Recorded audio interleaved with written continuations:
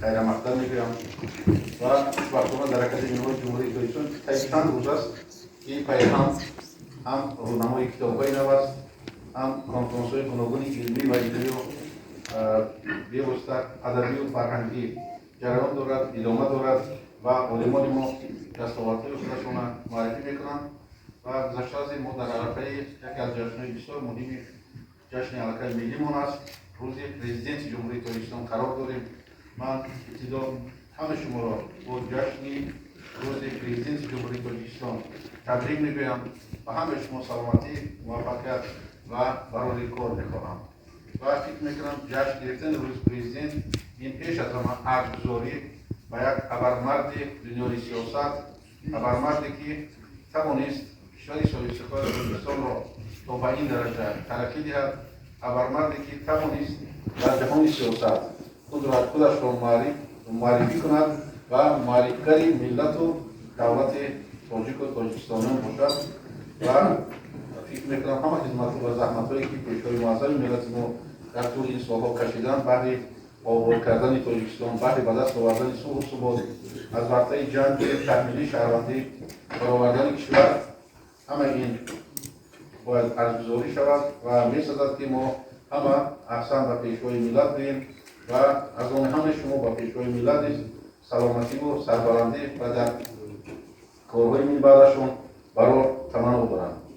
و مقصد جمع آمد امروزه ما آن است که امروز کشور و تمام مردم جمهوری آمادگی به جشن بسیار مهمی دولتی و سیاسی کشور دارند. این هم باشد 30 سالگی استقلالیت دولتی جمهوری تاجیکستان و تقریبا 1 سال می شود در تمام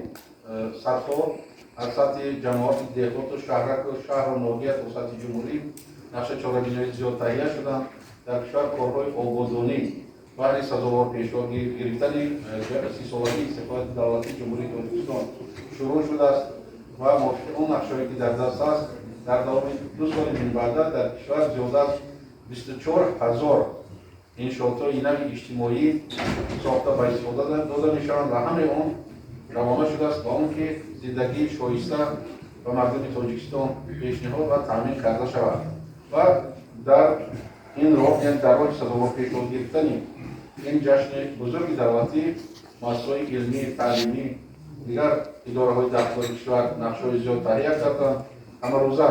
دستاوردهای خود را پیشنهاد میکنند و کامیابی‌ها مشرف میشوند و خوشبختانه امروز در این تالار ما همه را دعوت کردیم که یک سلسله کتاب‌های را که از طرف نشریات معارفی وزارت معارف علمی جمهوری تاجیکستان در یک جایگی با اتفاق نویسندگان جمهوری تاجیکستان در یک جایگی با اکادمی علمی جمهوری تاجیکستان و دیگر نهادها آماده شده است معرفی سازیم. خود اون اقدامی که روی دست آمده است، روی کار آمده است بسیار هم سریع وقتی است و شما می‌دانید که ابتدای سال امر پرزیدنت کشور به امضا رسید و در کشور یک آزمون جریان دارد، آزمون فروغ صبح دانایی و در سطح تو شهر ناحیه آزمون به آخر رسید. آخر ماه نوامبر در ولایت‌ها و مرکزهای ناحیه تابع جمهور این آزمون جنبش می‌گردد و ماه دکبر دور نهایی آزمون است و این آزمون 3 سال ادامه خواهد یافت. یک مشکلی که ما داشتیم در این مورد می‌بینیم و دیده ایستادیم نبودن خود کتاب است، تا اندازه موجود نبودن کتاب و نشر نگردیدن کتاب‌ها بود و این مشکلات خوشبختانه سال‌های اخیر حل خودش را یافته است و همه روز کتاب‌ها به نشر می‌رسند و این سلسله مجموعه‌ای که امروز معرفی می‌شود فکر می‌کنم بسیار بسیار مهم است و هم هیئت تحریریه و هم نفرانی که با این کار دست داده بودند بسیار هم زحمت کشیدند و در این سلسله کتاب‌ها 8 رمان، 42 داستان، 5 پویست، 2 اوچر، 296 حکایت، 5 مقاله پوبلیسیستی، 12 اسه و زیاده از 4300 شعر و غزل جمع شده است و رویخط هم بینید بسیار یک رویخطی است که امروز برای همین ما ضروری است. در اینجا تعدادی از نویسندگان شاعران خلقی ما هستند که اثرهایشان باز از نوعی چاپ اومدن و اینا یک بار میخونم که کتاب ها هستن. این اثرهای استاد صدرالدین عینی است، ابوالقاسم باقری، میرزا ترسونزاده، ساقی غلامزاده، جلال اکرامی، باقر رحیمزاده، فضلالدین محمدی، فاتح نیازی، طلال سالی، بونی قناعت، لایق شیرعلی، بازار صابری، ارزانه، بونظر کلدی، ستار سرسون، سیدعلی محمود، نیزام قاسم، محمد غایب، کمال نصرالله، عبدالحمید صمد، ساربان، قرون کوهزاد، بهمنیار، گلرخسار، کرامتالله میرزا، رحمت نظری، نظام جبهت از تذکره مختصری نسل معاصر تاجی مرتب نظام قاسم، تذکره مختصری نسل معاصر تاجی مرتبان عبدالحمید صمد و روشن محسوزاد، تذکره مختصری نسل معاصر بچه ها مرتبان جورا هاشمی، علی بابا جان عزیزی عزیز و تذکره مختصری نسل معاصر بچه ها مرتبان جورا هاشمی و عزیزی عزیز و من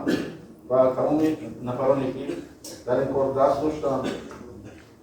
محرر بودن، مشاور بودن، در حیث تحریریه بودن و طول این مدت زحمت کشیدن و همه آنها تشکر میگم و فکر میکنم امروز که معرفی کتاب است، بعد از این کتاب ها دسترس هر یک شما دسترس خوانندگان میگردد و هر یک شما از آن بهره‌ور خواهید شد. البته تنها مسئله آن است که تا عدد نشر تا به چه اندازه باشد، ولی امید دارم که نشریات معارف وزارت معارف و این امکانات خوبی نشر چنین اثرهایی دارد و عدد نشر میکنم که باید ده‌ها هزار باشد از این کتاب‌ها که دسترس همگان باشد، مثلا دسترس خوانندگان ما، دسترس نسل نو است و با همین رونمایی این کتاب‌ها را این سلسله کتاب‌ها را من شده اعلام نمایم و سخن اول و رئیس اتفاق نویسندگان تاجیکستان محترم نظام قاسم می‌شود. مرحبا.